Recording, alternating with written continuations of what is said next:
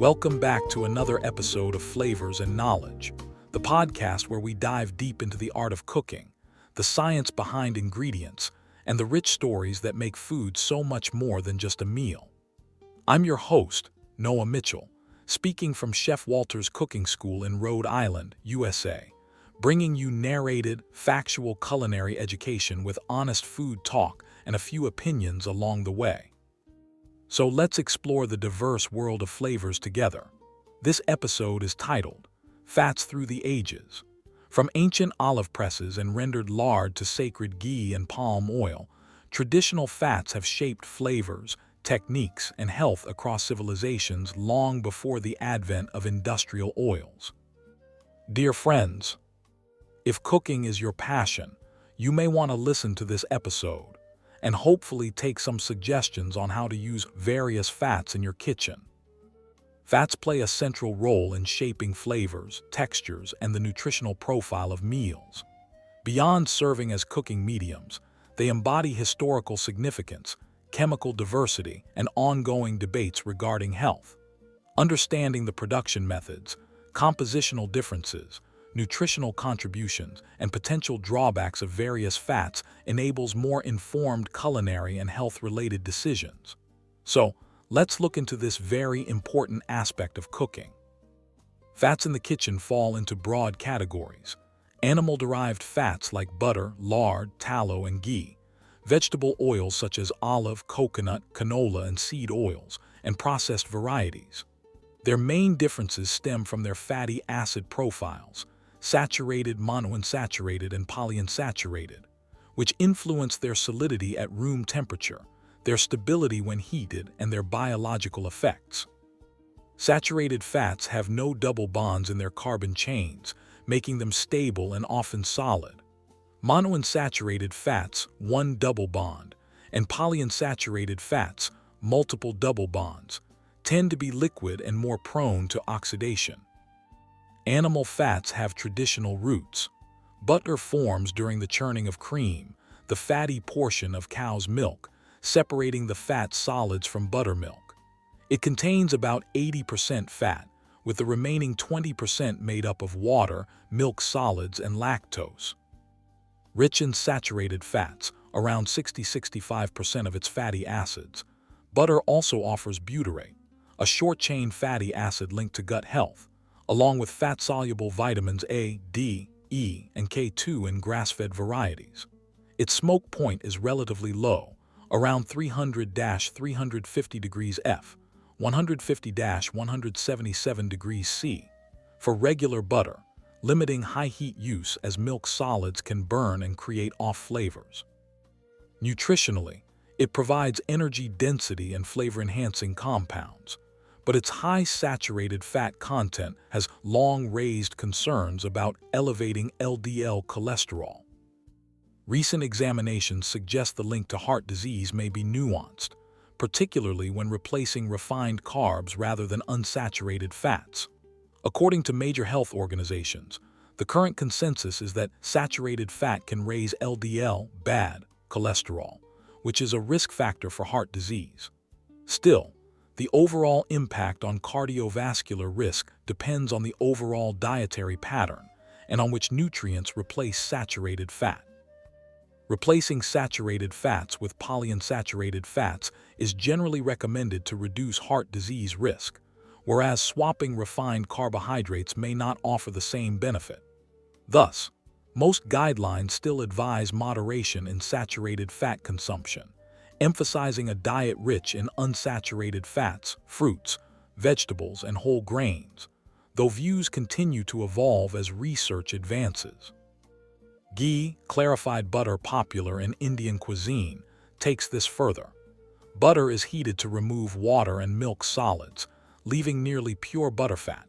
This process boosts its smoke point to about 480 degrees F, 250 degrees C, making it excellent for sautéing and frying while rendering it lactose and casein-free for many with sensitivities. Like butter, ghee is predominantly saturated, but retains a nutty, caramelized aroma from the heating of solids before removal. It delivers similar vitamins and butyrate benefits with enhanced shelf stability. Lard and tallow represent rendered animal fats. Lard comes from heating pork fat, often leaf lard from around the kidneys for its neutral profile, while tallow derives from beef suet. Rendering involves melting the fatty tissue, separating impurities, and cooling the pure fat.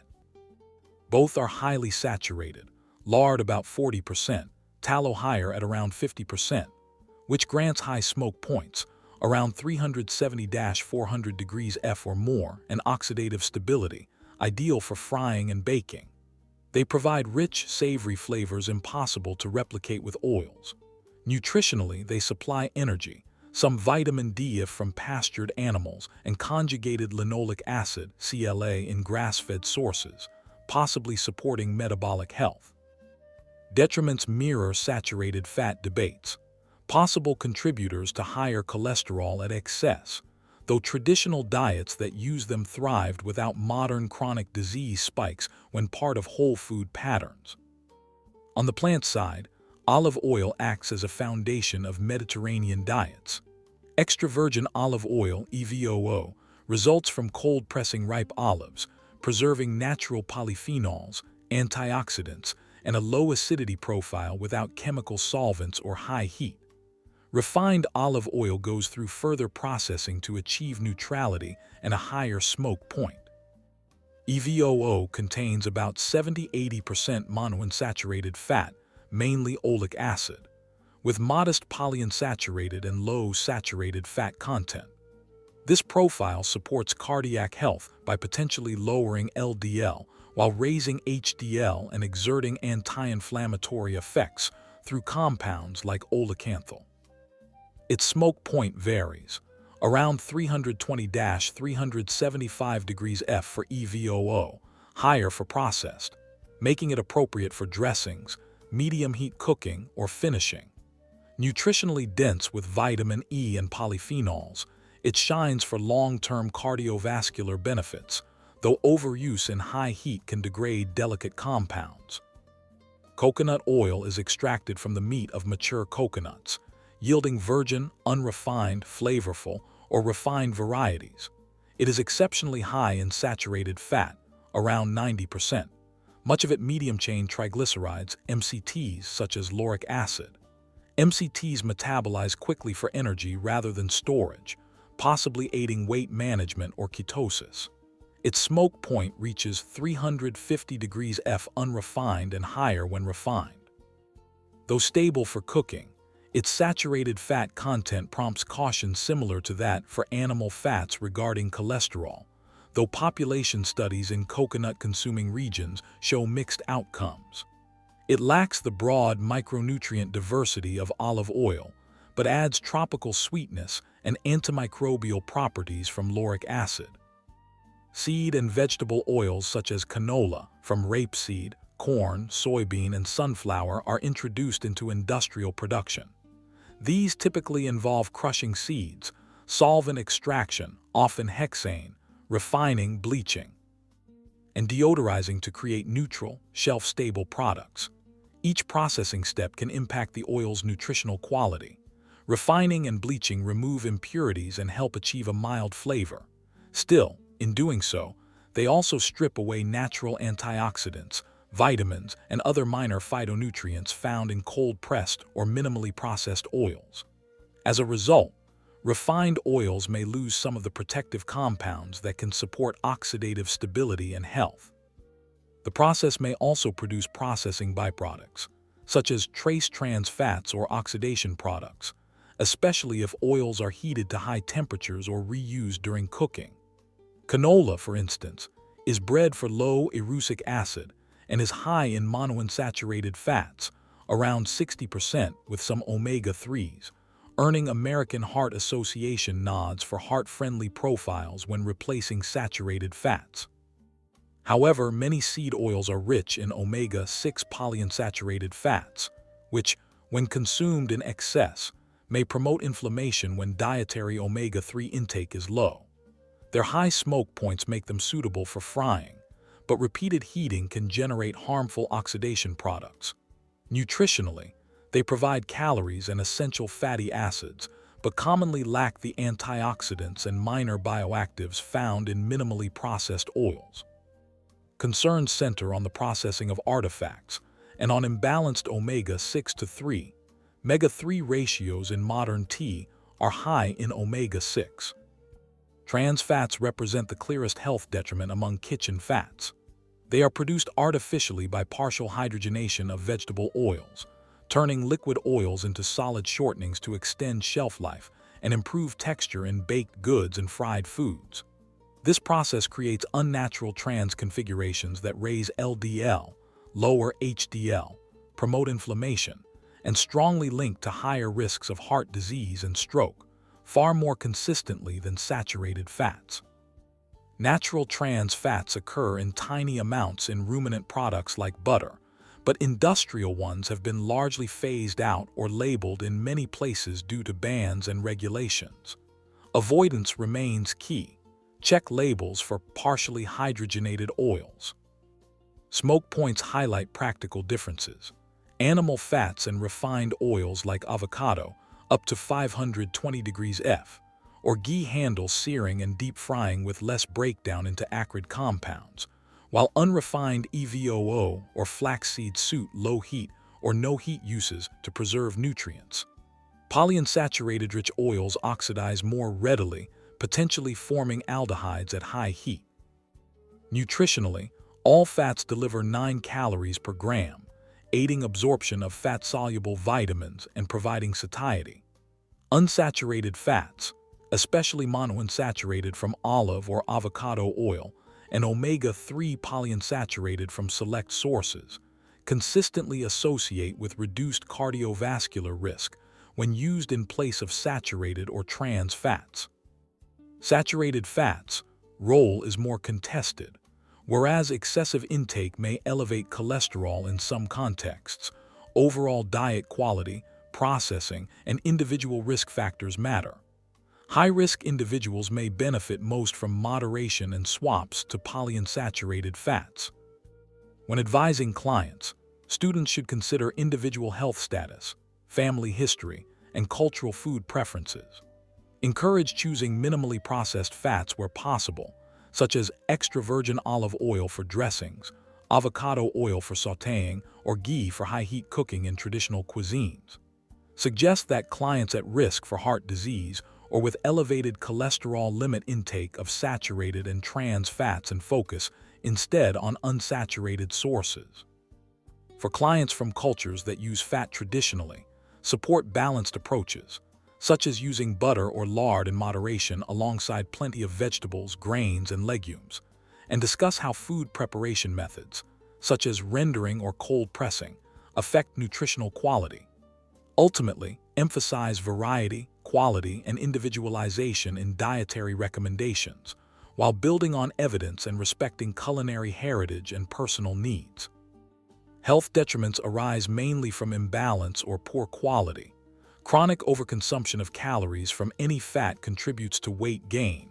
Oxidized or repeatedly heated polyunsaturated oils may foster inflammation. Trans fats are unambiguously harmful. Yet, demonizing entire categories overlooks nuance. Traditional fats like tallow or butter in whole food contexts supported vitality for generations, while ultra-processed foods laden with refined seed oils correlate with poorer outcomes. In practice, a balanced approach embraces a variety of fats: extra virgin olive oil for dressings and gentle cooking, ghee or tallow for high-heat applications, coconut oil for specific flavors, and minimal use of heavily processed blends. Highlighting quality, such as grass-fed, cold-pressed, and unrefined options, and diversity is recommended. Fats should be regarded as functional culinary tools rather than inherently beneficial or harmful. Appreciating their origins, chemical properties, and evidence-based health impacts may enhance both meal quality and educated dietary choices. The varied landscape of kitchen fats encourages interest and balance rather than rigid adherence to dietary dogma in historical kitchens. Drawing from these historical traditions, modern eaters can make more thoughtful choices by considering both the culinary and nutritional roles of fats. Incorporating a mix of minimally processed animal and plant fats, using traditional methods where possible, and favoring local or seasonal options can add flavor and nutrition while supporting cultural heritage. Recognizing how our ancestors balanced fat intake with whole foods and active lifestyles helps us move beyond trends, encouraging students and clients to personalize their eating patterns in ways that combine the best of past wisdom and current nutrition evidence. In the kitchens of our ancestors, fats weren't just afterthoughts but basic constituents that defined flavors, preserved foods, enabled cooking techniques, and sustained energy in labor-intensive lives.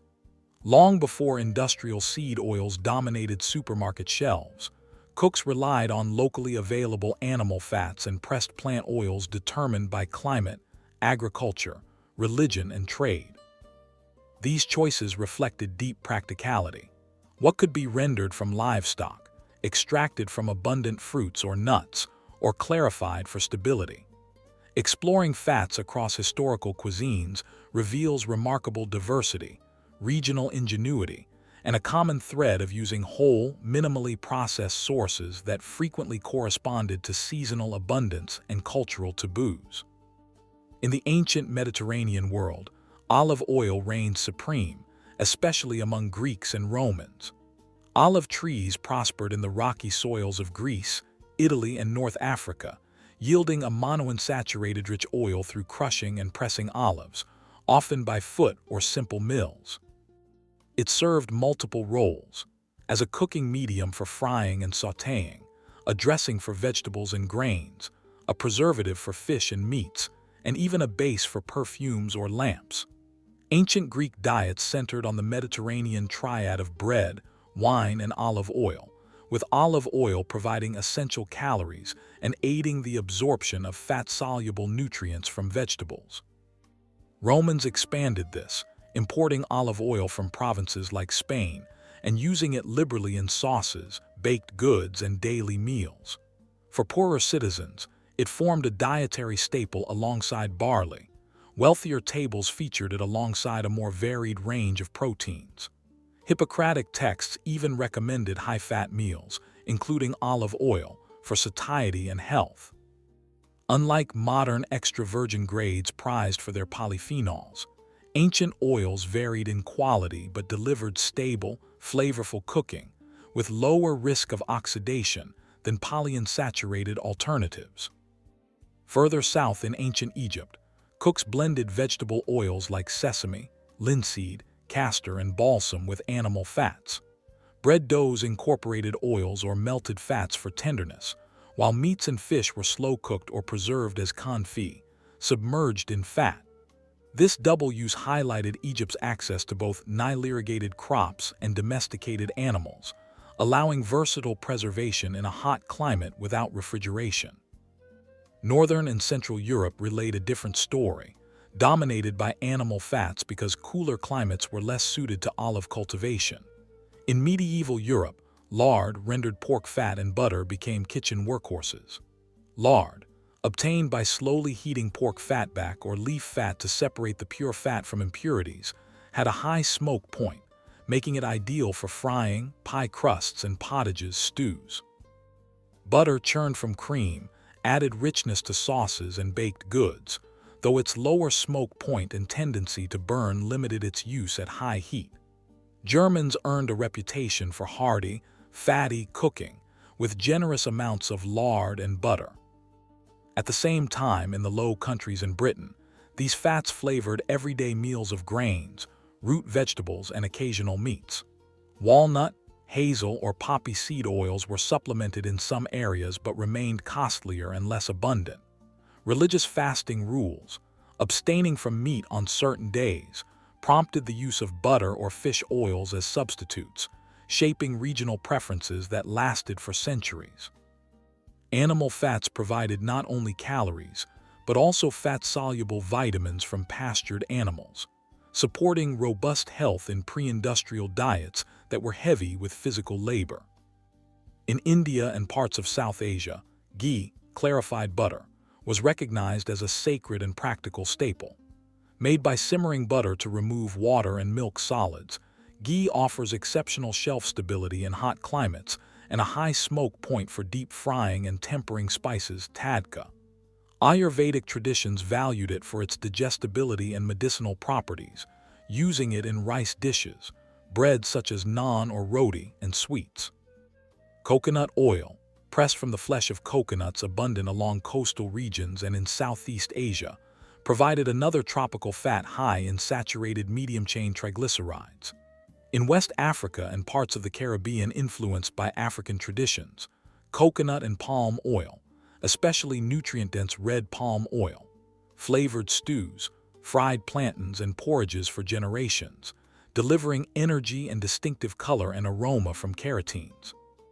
Historically, China and East Asia preferred animal fats and select plant oils.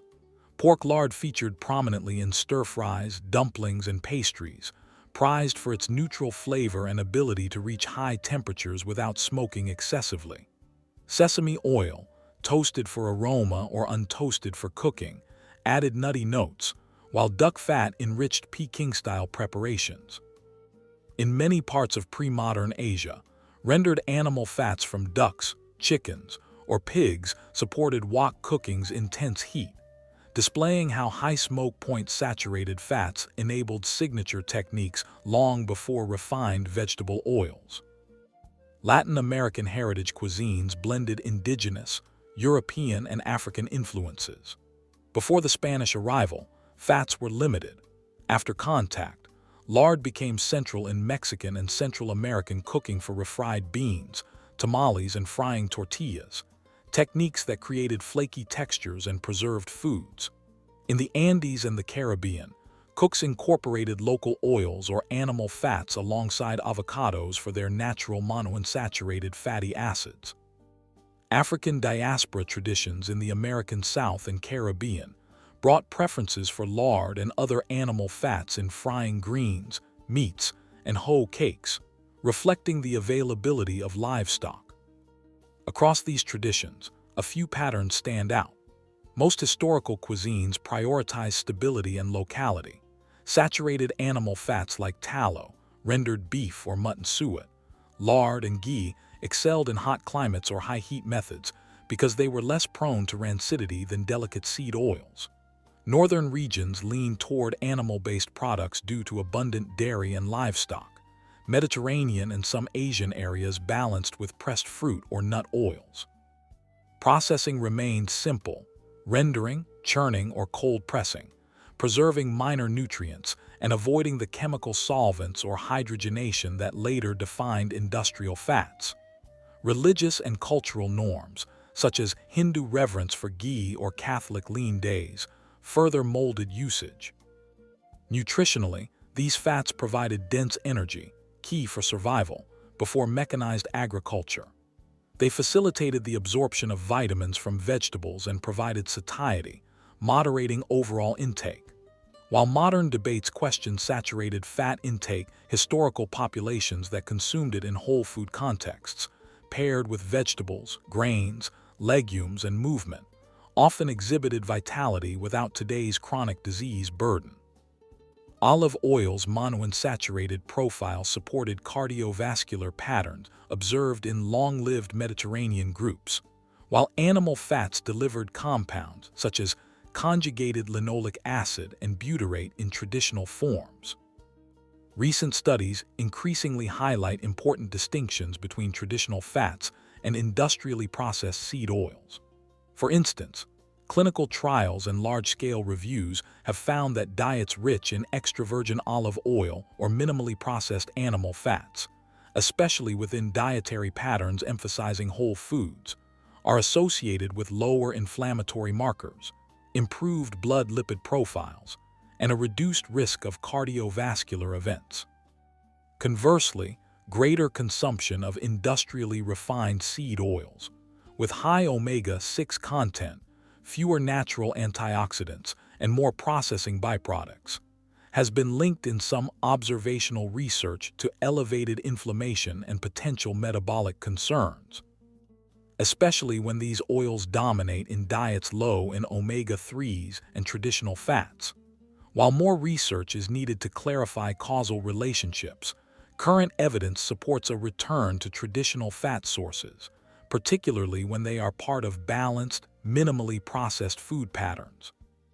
The shift away from these fats accelerated during the 19th and 20th centuries, driven by industrialization. Procter & Gamble's Crisco, a hydrogenated cottonseed oil introduced in 1911, was marketed as a stable, kosher, and modern alternative to lard and tallow, and began displacing traditional fats in American kitchens. Wartime shortages, margarine promotion, and later anti-saturated fat campaigns further sidelined butter, lard, and tallow. Yet echoes persist. French confit relies on duck or goose fat. Italian lardo, cured pork back fat, flavors rustic dishes, and Indian households still treasure ghee for its aroma and perceived purity. Today's renewed interest in historical fats, grass-fed tallow for searing, leaf lard for pie crusts, cold-pressed olive oil for finishing, shows a return to the renewed interest in historical fats, such as grass-fed tallow for searing, leaf lard for pie crusts, and cold-pressed olive oil for finishing, shows a return to flavor, functionality, and nuance. These choices acknowledge ancestral practices of using available resources without rigid dietary doctrines. Incorporating olive oil for salads, ghee for high-heat Indian spices, lard for Latin pastries, or butter for European sauces sustains a connection to gastronomic tradition.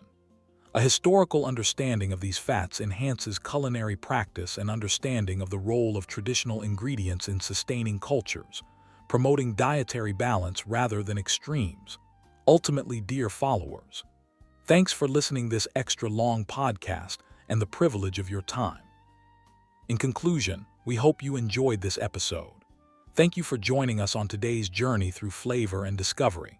You'll find all the relevant links in the show notes, including details on our cooking classes, the full notes and recipes from this episode, and our calendar for culinary tourism tour.